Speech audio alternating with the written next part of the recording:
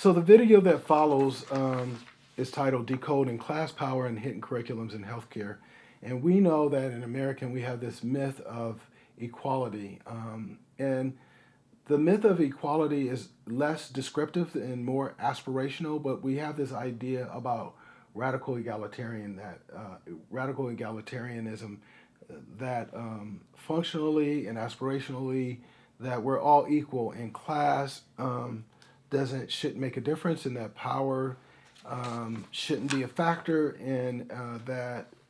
everything is just pretty straightforward. If you work hard,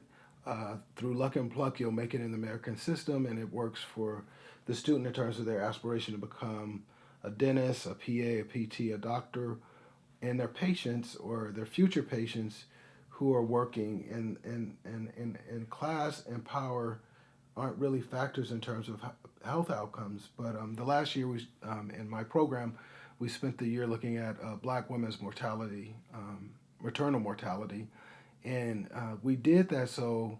that we could see that there's these things called social disparities in health, and these social disparities are a function of identity and class,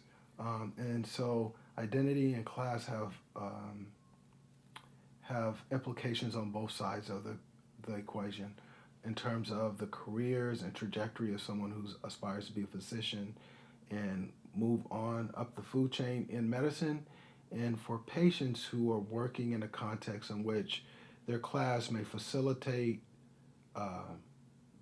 access to healthcare, may also create other kinds of issues that lead to disease, and likewise, class may be a factor in not getting health care and then having other kinds of negative health outcomes. So I'm interested in seeing how our students render legible ideas of class power in hidden curriculums in their preparation, but also in the structures that shape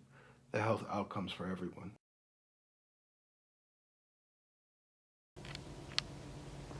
In PPHS, we have had a lot of talks about the hidden curriculum,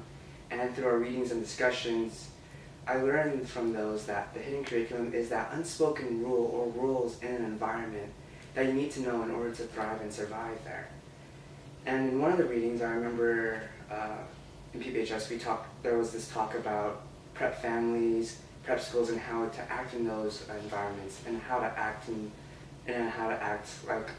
a successful prep student or child in order to survive and thrive in that prep community. And how that relates to the hidden curriculum, to me, I saw it as this community where there's like these sort of unspoken rules that you need to know in order to thrive and survive there. And in the reading, it talks to you about, oh, this is what you need to be in order to be a good prep student or a good prep child. However, in the real world, when we go into societies, when we go into clinics, or when we get a job offer and we enter that office space environment, we are not given this rule book that says this is what you need to be in order to thrive and survive there. We have to engage with the community that we're in. We have to be observant. We have to listen to how people act in that environment, how that atmosphere is. And another thing, you would have to even maybe inquire with veterans of that place to understand those unspoken rules, those things that you don't really know just from learning about the job description. And I feel like that's very important for us pre-med students to understand, that a hidden curriculum exists wherever you go, since as pre-med students, we're going to be going into new environments, from clinics to medical school, well, from medical schools to clinics, and then to other communities that need help in terms of health. So in our country, I think there's this sort of myth of equality and the idea that there isn't a strong class system like we might think of there being in other places. And because of that, there's sort of this idea that if you just work hard enough, you'll be able to achieve your dreams, and if you just put in enough effort, you're going to get there. And in reality, that doesn't allow us to sort of take into account the barriers that people face in their everyday lives. So in our readings in PPHS, we've been sort of talking about class structures and the implications of that on healthcare. And there's kind of two things to take into consideration. On one side, we need to be aware of class structures because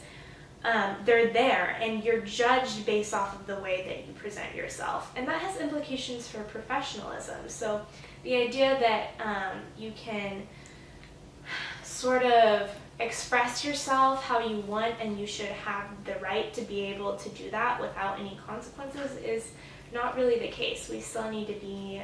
professional in the way that we present ourselves in order to gain the respect of those around us in healthcare. And that's just a reality that I think is a little hard to accept, but becomes more, the gravity of it becomes more important, I think, as we get a little bit older. And then on the flip side of that, we also need to realize that these class structures, the same ones that sort of elevate physicians in power and status, also deprive other people of power and status. And that has implications for the outcomes of healthcare. Some people are going to be treated better and taken more seriously than others. And I think as we're going into healthcare, if we want to be able to serve others and to give them the best care possible, we need to be aware of that and aware of the biases that exist both institutionally and individually in order to be able to serve others to the best of our ability. Another important aspect of hidden curriculum within medical students and undergraduate students, as well as doctors themselves, is outlined in Frederick Hafferty's passage entitled "In Search of a Lost Chord, Professionalism and Medical Education's Hidden Curriculum." He really dives into the issues of training and preparing doctors to be structurally competent, professional, and have a sense of ethical awareness. So in this passage, he really outlines the reasons why professionalism and ethical awareness are big issues that are not as mainstream as some of the other issues in healthcare. And it's because some of these doctors are getting out of medical school with a great biological background and a great science background of the body, but are really having an issue